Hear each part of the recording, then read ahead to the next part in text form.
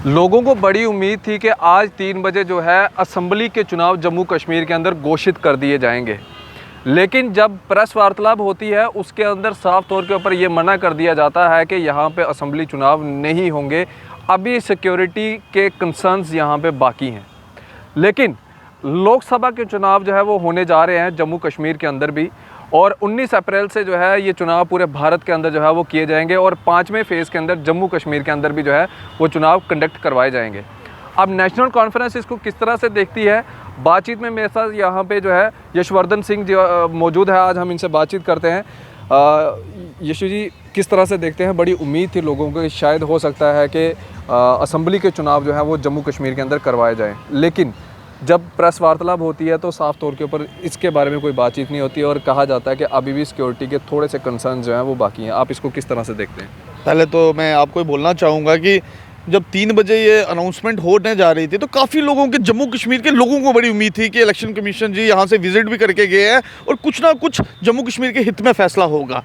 पर आपने वहाँ देखा कि जब उन्होंने, इलेक्शन कमीशन जी ने जब अपना बयान देना शुरू किया तो उन्होंने तो पहले तो पूरे चीज़ों का बताया कि क्या होएगा, पार्लियामेंट इलेक्शन में कैसा होगा कैसा नहीं होगा। उसके बाद जब स्टेट इलेक्शन की बात आई उससे पहले उन्होंने ज़रूर एक बात बोली कि जम्मू कश्मीर में भी इलेक्शन ड्यू है। जब दूसरी बार जब उन्होंने बात स्टार्ट की तो उन्होंने बाकी स्टेटों की इलेक्शन अनाउंस कर दी, पर जम्मू कश्मीर का नाम नहीं लिया उन्होंने। और पार्लियामेंट इलेक्शन की उन्होंने फेजेस वाइज 5 फेजेस में इलेक्शनों की वो उन्होंने अनाउंसमेंट कर दी।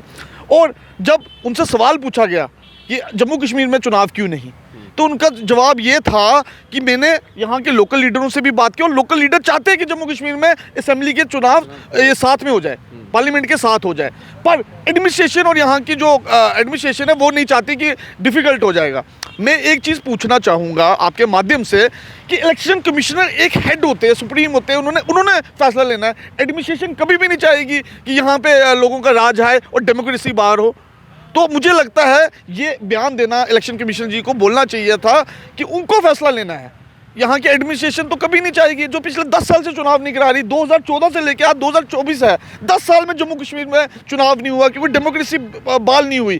तो उसके बाद उनका एक बयान आता है कि जब असेंबली इलेक्शन अगर कराई जाएगी तो सिक्योरिटी फोर्सेस की प्रॉब्लम आएगी, हर असेंबली में 10-10 कैंडिडेट खड़े हो गए। पर मैं एक चीज़ बोलना चाहता हूँ कि उतनी सिक्योरिटी लगेगी जितनी सिक्योरिटी आपको पार्लियामेंट के लिए चाहिए, क्योंकि बूथ तो सेम होगा।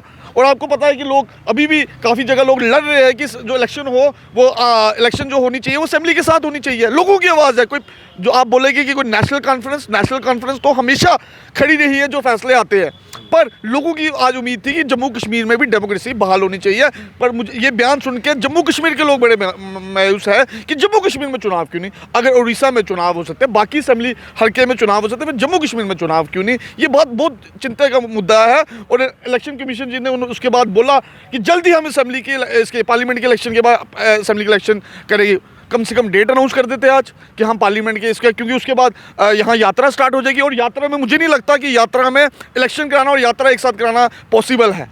तो फिर मुझे लगता है ये तो बात को टालने वाली बात होगी। एक तरफ अगर देखा जाए, जो सुप्रीम कोर्ट की तरफ से फैसला भी आया था, उन्होंने, सुप्रीम कोर्ट ने यह कहा था कि सितंबर से पहले लोकतंत्र को जो है वो बहाल करना है जम्मू कश्मीर के अंदर, और आदेश दिए थे इलेक्शन कमीशन को भी और सेंटर की गवर्नमेंट को भी। क्या उन आदेशों का भी जो है वो पालन नहीं करना है, जो ये सरकार डंका पीटती है कि हम जो है हमेशा कानून के दायरे में रह के काम करते हैं? तो इसका मतलब अगर यहाँ पे चुनाव नहीं हो रहे हैं तो ये कानून का उल्लंघन ये हुई ना जनाब। मुझे लगता है कि अगर तो आप मेरी बात सुने, जब आप 4 स्टेटों की इलेक्शन अनाउंस कर सकते हैं और पार्लियामेंट के, अब अगर आप जम्मू कश्मीर के अगर साथ नहीं कराने थे, पहले तो हम चाहते थे कि लोग चाहते हैं, यहाँ की जनता चाहती है कि जम्मू कश्मीर में भी इलेक्शन साथ में हो। अगर आपने नहीं करानी थी, कम से कम आज आप अनाउंस कर देते कि हम इसके पार्लियामेंट के बाद कराएंगे।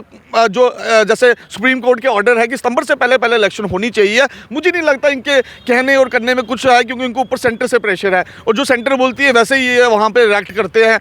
जम्मू कश्मीर में मुझे बताए 14 से लेकर आज 10 साल हो गए हैं। हमने क्या पाप किया जम्मू कश्मीर के लोगों ने कि यहाँ पे डेमोक्रेसी बहाल नहीं होनी चाहिए? लोग यहाँ की एक हुकूमत चाहते हैं जहाँ से उन लोगों के काम हो। मुझे बताए, जब से यहाँ पे अपना अफसरों का राज चल रहा है, लोगों के काम रुके हुए हैं, लोगों को मुश्किल है। अब तो आप देखिए, आज कोड ऑफ कंडक्ट भी लग गया है। अब 2-3 महीने तक पार्लियामेंट इलेक्शन रहेगी, उसके बाद अमरनाथ यात्रा आ जाएगी, अब उसके बाद असेंबली इलेक्शन कब कराएंगे? तो लोगों की डेवलपमेंट फिर पीछे होती जाएगी। और लोगों की उम्मीद थी कि कम से कम असेंबली इलेक्शन आ जाएगी तो हम अपने चुने हुए लीडर को जिताएंगे कि वो आने वाले वक्त में जब मुश्किल आती है तो वो हमारे साथ खड़ा रहेगा, कहीं परेशानी आएगी वो हमारे काम कराएगा, कहीं मुश्किल होगी हमारे साथ जाएगा, किसी अफसर के पास जाएगा। पर ये डेमोक्रेसी बहाल ही नहीं करना चाहते। और लोग आज बहुत दुखी है ये चीज़ को देख के कि जम्मू कश्मीर में चुनाव क्यों नहीं, अगर बाकी जगह चुनाव तो जम्मू कश्मीर में चुनाव क्यों नहीं। मुझे तो लगता है ये सुप्रीम कोर्ट के ऑर्डर्स को भी नहीं मानना चाहते। अगर सुप्रीम कोर्ट ने डायरेक्शन दी थी कि सितंबर से पहले चुनाव हो, तो बाकी जगहों की आप अनाउंस करते हो तो जम्मू कश्मीर की कम से कम डेट ही फिक्स कर देते अगर आप पार्लियामेंट के साथ नहीं कराते। पर लोगों की उम्मीद थी कि पार्लियामेंट के साथ इलेक्शन होनी चाहिए। अगर पार्लियामेंट इलेक्शन हो सकती तो असेंबली इलेक्शन क्यों नहीं। पिछले 10 साल से तो ये बहाना मारते थे सिक्योरिटी नहीं है, यहाँ का माहौल ठीक नहीं है। आज पार्लियामेंट के लिए माहौल ठीक हो गया, पर असेंबली इलेक्शन आज भी अनाउंस नहीं हुई। G20 भी हो जाती है, G20 भी हो जाती है, और G20 कश्मीर में हो जाती है। जम्मू तो छोड़ो, कश्मीर में भी G20 हो जाती है, पर इलेक्शन नहीं करा पाते। ये मुझे समझ नहीं आता कि कन्नी और कथनी में बड़ा फ़र्क अंतर है। इनको जो इन्होंने करना है ये सोच के आते हैं और इनको ऊपर से इशारा होता है, नीचे से कोई इशारा नहीं है। यहाँ के जम्मू के लीडरों को कुछ नहीं पता ये क्या होना नहीं करना, ये ऊपर से इशारा आता है, जैसे वो इशारा करे। और पार्लियामेंट इलेक्शन में वो जम्मू कश्मीर को बेचेंगे और अपनी सियासत चमकाएंगे। क्यों नहीं जम्मू कश्मीर का चुनाव भी साथ में करा देते? क्या फ़र्क पड़ता था अगर जम्मू कश्मीर में भी चुनाव हो जाता? जम्मू कश्मीर के लोगों की भी यहाँ पे डेमोक्रेसी बहाल हो जाती, जम्मू कश्मीर के भी लोगों को असेंबली इलेक्शन लड़ने का मौका मिल जाता, क्या फ़र्क पड़ जाता था? आपने तो हमारे जम्मू कश्मीर के नौजवानों के फ्यूचर के साथ भी खेला। 10 साल से चुनाव नहीं हुए, यहाँ नौकरियाँ नहीं है, यहाँ पे बहुत परेशानी है, डेवलपमेंट के काम रुके हुए हैं। यहाँ जो बड़े बड़े प्रोजेक्ट्स हैं, जब कोई भी काम चल रहा है उसमें बाहर के लोगों को नौकरियाँ मिल रही है। जम्मू कश्मीर का बच्चा कहाँ जाएगा, जम्मू कश्मीर का नौजवान कहाँ जाएगा? ये एक चिंता का विषय है। शायद इनको नहीं समझ आ रही, पर हम लोगों को समझ आ रही, जो लोगों के साथ जुड़े रहते हैं, ग्राउंड में रहते हैं। तो ये बहुत दिक्कत की बात है। हमें 3 बजे लोगों को उम्मीद थी कि आज जम्मू कश्मीर के हित का फैसला होगा, पर जम्मू कश्मीर का हित का फैसला नहीं हुआ। ये बहुत चिंता के विषय है। और आपने सुना होगा कि लास्ट में जब उनसे जम्मू कश्मीर का सवाल पूछा गया इलेक्शन कमीशन ऑफ इंडिया से, तो उन्होंने बोला कि जल्द इसके बाद हम इलेक्शन करा देंगे। अगर आपने जल्द इलेक्शन कराने ही थे तो आप डेट अनाउंस कर देते, आज ही बोल देते, इशारा कर देते, पर उन्होंने इशारा भी नहीं किया। ये मुझे लगता है ये टालने वाली बात थी, क्योंकि आगे अमरनाथ यात्रा आ जाएगी। तो आप मुझसे ज़्यादा समझदार है कि अमरनाथ यात्रा में आपको सिक्योरिटी फोर्सेस इतनी चाहिए होती है कि आप उस टाइम इलेक्शन तो करा ही नहीं सकते ना। तो अभी अमरनाथ यात्रा के बाद कराते भी है, नहीं भी करा